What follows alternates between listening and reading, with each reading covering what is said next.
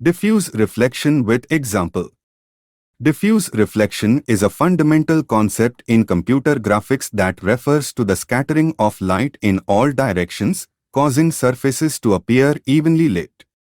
Here are some key points to consider when working with diffuse reflection in computer graphics.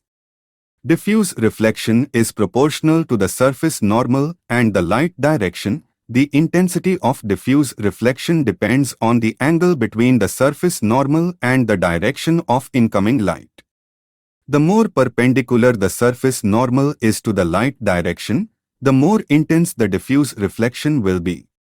Diffuse reflection models the roughness of surfaces. Diffuse reflection models how rough or smooth a surface is.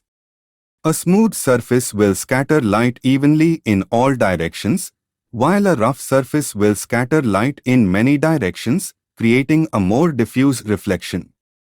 Diffuse reflection is affected by the color of the surface. The color of the surface affects how it reflects light. A red surface, for example, will reflect more red light than other colors, while a white surface will reflect light of all colors. Diffuse reflection is modeled using the Phong reflection model. The Phong reflection model is a widely used model in computer graphics for simulating diffuse reflection. It takes into account the diffuse reflection term, the specular reflection term, and the ambient reflection term to create a more realistic representation of surfaces. Example: consider a red sphere lit by a white light source. The diffuse reflection of the sphere will depend on the angle between the surface normal and the light direction.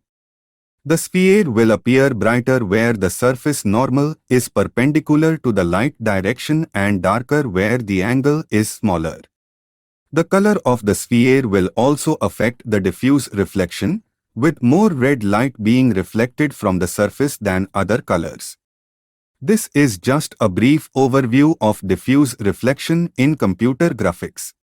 There is much more to learn about this concept, including how it is affected by other factors such as surface roughness and texture, but this should give you a good starting point. Like, share, subscribe for more videos. Thank you for watching.